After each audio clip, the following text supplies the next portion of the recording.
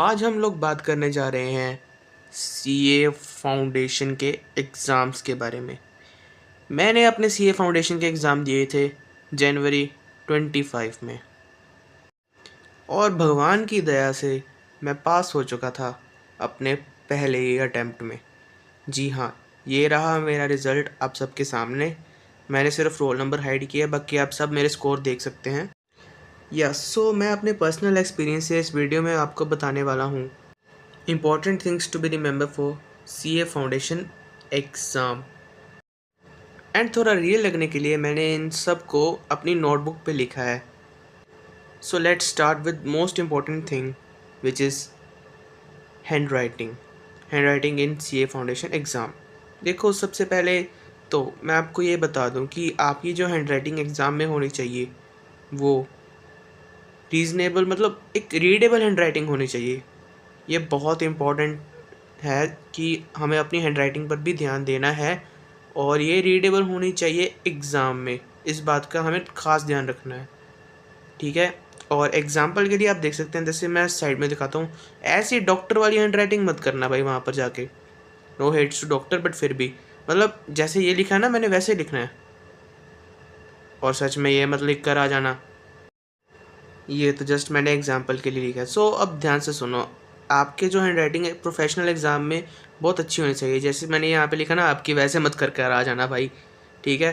Reasonable हो, अच्छी हो, समझ आ रही है तो बस सही है। नंबर 2 इज़ आपको पूरा एग्ज़ाम अटेम्प्ट कर कर आना है। देखो, अभी तो जैसे कि हमारे 2 डिस्क्रिप्टिव एग्ज़ाम होते हैं, जिसमें हमें एक अकाउंटेंसी का पेपर देना है और एक लॉ का देना है, ठीक है। जिसमें फर्स्ट क्वेश्चन तो फिक्स होता है, तो मैं यही एडवाइस दूंगा कि फर्स्ट क्वेश्चन को मत देखना। बाकी जो आप क्वेश्चन सिलेक्ट करोगे उन पर ज़्यादा ध्यान देना। ऐसे क्वेश्चन सिलेक्ट करना कि जो तुम्हें पता है कि तुम अटेम्प्ट कर सकते हो बाद में। और हाँ, पूरे कर कर आना भाई, सच में जो भी तुम्हें उस क्वेश्चन के बारे में पता है। एक मिनट में कैमरा थोड़ा सही कर लूँ। हाँ, तो जो भी आपको पता है उस क्वेश्चन के बारे में, आप प्लीज़ उसे पूरा लिख कर आना। पर बाकी 2 MCQ पेपर्स के लिए ये सेम एडवाइस मैं नहीं दूंगा, बिकॉज़ वहाँ पर नेगेटिव मार्किंग भी होती है। हमें उसे बहुत अच्छे से अटैम्प्ट करना है ना। ऐसा ना हो कि वहाँ पर हम चाव चाव में सारा पेपर अटैम्प्ट कराएं और हमारे नेगेटिव मार्क आ जाएं वहाँ पर। नेगेटिव मार्किंग का रिस्क है, लेकिन इसमें रिस्क नहीं है। डिस्क्रिप्टिव पूरा कर कर आना। नंबर 3 है कि क्वेश्चंस कौन से सिलेक्ट करने हैं। Descriptive exam account and law में यही बहुत इंपॉर्टेंट बात होती है कि आप क्वेश्चन कौन से सिलेक्ट करोगे।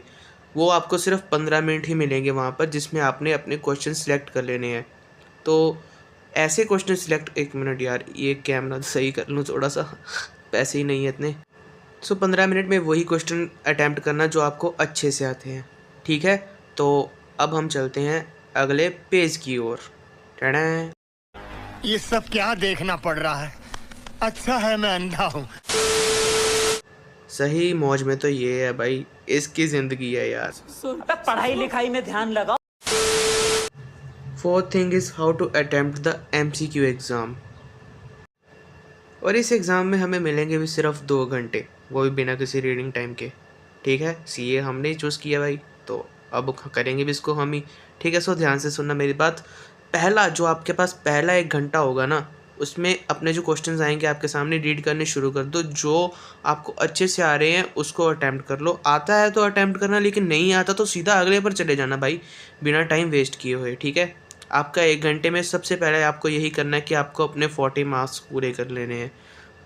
40 मार्क्स रिक्वायरमेंट है ना, तो पहले उस 40 को पक्का कर लेना, ताकि एक सेफ जोन में हो जाओ आप भी। उस 40 मार्क्स के दम पर हम एग्ज़ाम को क्लियर कर सकते हैं। बाकी के 1 घंटा को डिवाइड करना होगा आधे आधे घंटे में। आधे घंटा वो जिसमें कैलकुलेशन ज़्यादा है, क्योंकि अभी जो 1 घंटा स्टार्ट होगा उसमें आप जल्दीबाज में कैलकुलेशन नहीं करोगे। उसके बाद का जो 1 घंटा होगा जिसमें कम कैलकुलेशन होगा आधे घंटे में, ठीक है। तो आधे घंटे में आप उसको आराम से कर लेना, जिसमें कम कैलकुलेशन और स्कोर भी अच्छा आएगा। 5th इज़ अपने क्वेश्चन को आसान कर दो, ईजी कर दो अपने क्वेश्चन को।